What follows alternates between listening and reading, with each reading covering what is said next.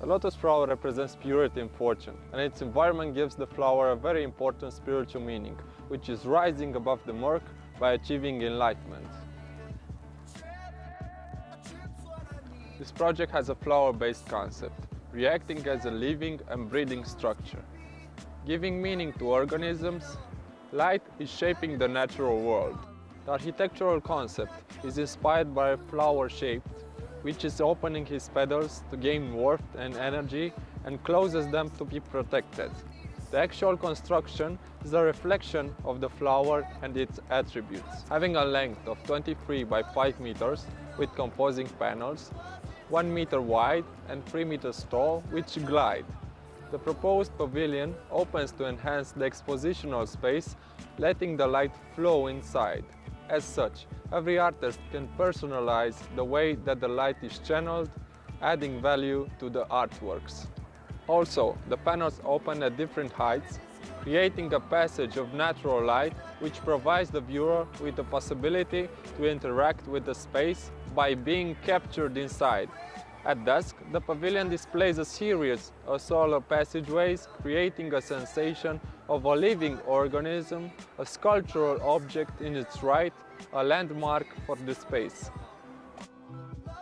Natural materials such as wood, rubber, cloth compose the structure.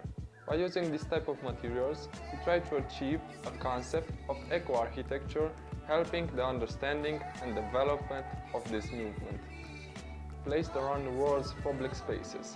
By creating summer workshops, the pavilion brings people together, solving social problems through live art and exposition, creating an active space which is both cultural and artistic. Through the language of art, minorities are presented to society in a different light. One of the pavilion's most expressive features is to allow people to interact with the space. Some of the featured panels will have inserted canvases on which everybody could leave his own mark. Through a drawing, a sketch, a logo or just a symbol, by this close encounter, people can be a part of the project. Composed of 3 separate modules, the pavilion enables artists to create their own space. It creates a close relationship between artist and the viewer, also inciting children to develop their own artistic endeavors. Bringing communities together is the prime focus of it. There used to be more trees on my model, but we have a cat.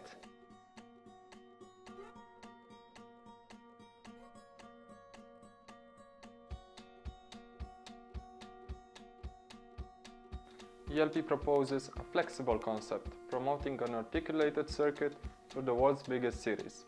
Artists have the chance to travel from one place to the other, experiencing the multicultural diversity as they take part in the massive artistic kaleidoscope brought up by the pavilion.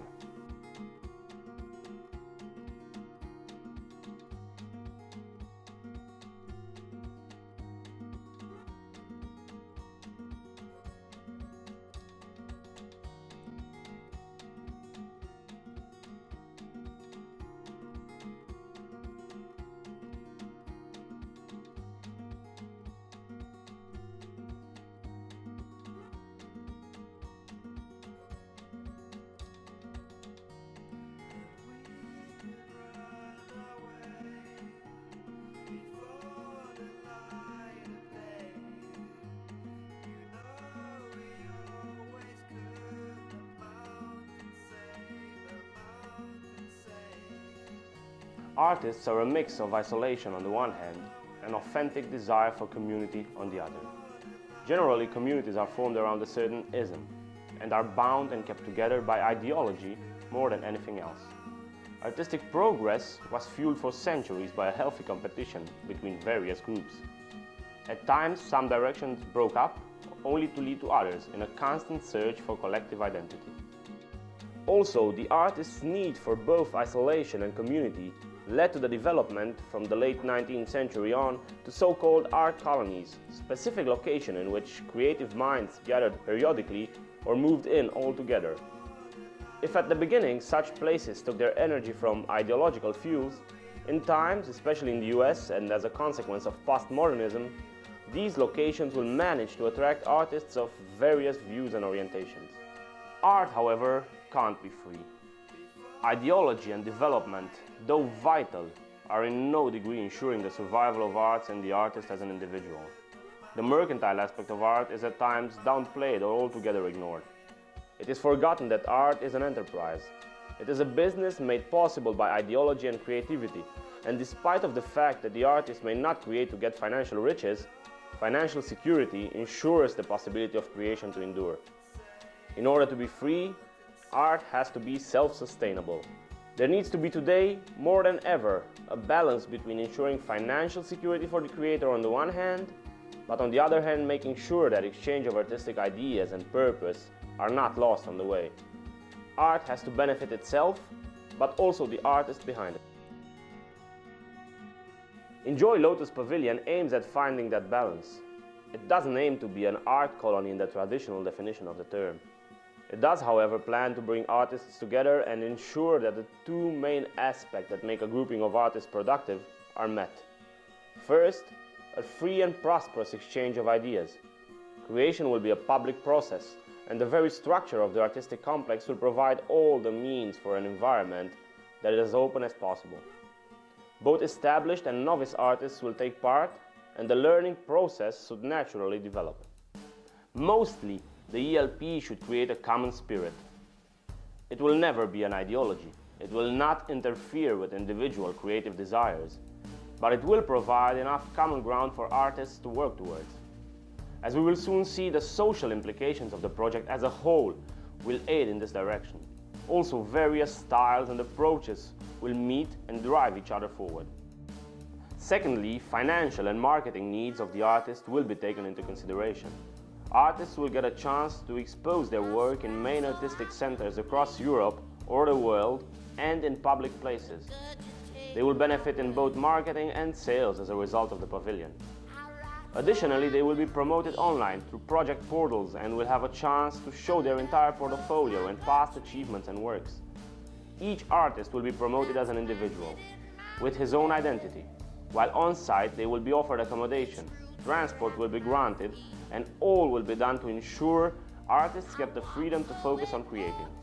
Artists will take 50% of all incomes.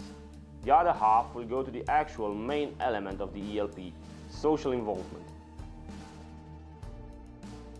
This is what actually unites the project, regardless of artist and pavilion location. There will always be a clearly defined social benefit deriving from the endeavor. This, of course, apart from the individual benefits for the artist. The question of social artistic engagement is a long one and often bound to political affiliation. Artists mostly resolve social issues in their surroundings through their creation. The approach is often not a practical one, but rather an exposure of theoretical ideas. Diego Rivera, for instance, attempted to bring socialism closer to the masses. Also, the surrealists were supporting communist ideas but didn't do much practical social work. The artist's assumed role was rather to educate the people than be a drive behind practical change. This should not be seen as criticism. Artists often lack the means to get involved personally, and this, in the end, shouldn't even be their problem as creators. But art should benefit the greater good of humanity. Art as a principle should break from strictly aesthetical drives and become an engine for ethical issues. This cannot be a forced process and has to be mutually beneficial. It must also be understood that the social engagement derived from the ELP is not a charity one, but rather programmatic. Resources will not be invested directly into aiding certain people, but rather into programs that may offer constructive solutions to negative aspects in our society. Being more than a one-time event, it will be able to address issues for prolonged periods of time. Also, the fact that multiple locations will host pavilions will invariably bring these issues closer to societies that may not have otherwise even acknowledged them in the first place, creating a European or even worldwide social conscience that may drive change even more than the actual project itself. The ELP may be considered a battery, an inexhaustible source of positive energy in which society can tap to and move forward. Art is not altered. Artistic freedom is entirely kept. The results, however, are channeled directly into areas of need rather than just being a source of profit for galleries and collectors, or just dissipating into the void of the cultural world. The ELP attempts to create a symbiotic relation between art and social change. Artistic productions will directly benefit society. art may actually drive change directly. All this while the artist, as an individual, is respected, and his work may be marketed and sold. His name is not lost in the midst of it all. These principles are applicable throughout our planet and are not restricted by any political differences. The approach is based on free enterprise, but the goal is profoundly social, and the drive to improve society through market practices doesn't contradict any known political view, and the ELP project doesn't aim at getting behind or ahead of some policy, be it on the right or left side of the spectrum. It may be progressive in its goals, but one may consider this as being part of the global view of the future. As such, the project does apply on a global scale. The first social aspect addressed by the ELP refers to the issues connected to certain behaviors of the Roma population. One thing must be set clear before any further explanation. There are two problems that stop a constructive solution to this. First, one whereby the Roma minority in itself are an issue, another whereby there is no Roma issue. Any objective solution needs to find a middle ground, also disregarding to the fullest any racist approaches. The Roma minority has been an oppressed one for centuries. For the greatest part of its history, it's been an enslaved population. Once released from slavery somewhere around the mid-19th century, the Roma population has only been positively regarded for certain activities considered characteristic for it: metalworking, crafting, ceramics, and so on. Activities which actually were the only loopholes that this population could use to freely survive.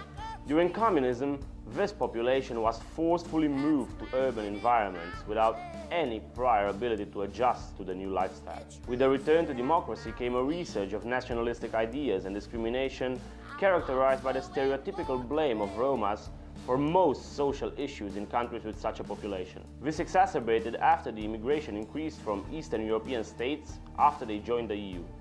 Currently, the Roma population has become the biggest ethnical issue in Europe. This considering also the risk of neo-fascist rises in European nations. They are to be integrated into what is considered standard for the societies they live in. Education is not granted in their language, and overall they are seen as an unadjusting population or even as a menace. The truth is that, lacking any solutions, Romas form a great deal of the organized crime networks in Europe, this leading from prostitution to beggar networks. These networks are a main cause of problems that are financed by European citizens. Attempting to reintegrate Roma beggars back into functional society must be a goal, and in order to be able to do this, one must attempt to stop the money flow. Results must be measurable. Let us take the first step. It's the responsibility of Western society. The aspirations of many members of the Roma minority are diminished from early infancy. Their education closes many doors they would otherwise benefit from in life. Also, this leads to many cases of a life of crime, or one where poverty is seen as normal. I want to present you an actual example that may illustrate this situation. Când eram mic, am furat o găină de la părintele din sat și a venit părintele la taică-meu și l-a întrebat pe taică-meu dacă am furat găină. Taică-meu m-a întrebat: "Ciordile, ciricliu, ciordile." Și i-a zis: "Auzi, părinte, că nici n-a văzut-o." Our traditional approach is part of the issue, one of its causes. Just think about what would happen if you didn't spend 30 euros a year on street beggars, but if that money would rather be invested in a constructive solution multiplied by a large number of European citizens.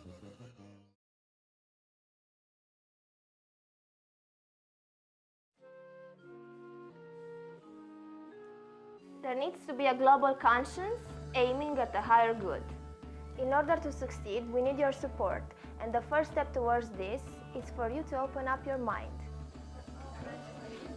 Actions are more than words. Actions drive change. The LAP should be an example that can be followed. It should lead to an awakening of conscience. Envision 100, 500, 1,000 artists working all together, standing behind an idea. All of them improving the world. Support and enjoy Lotus Pavilion! We're meant to be walking free in harmony. One fine day we'll Don't you know the road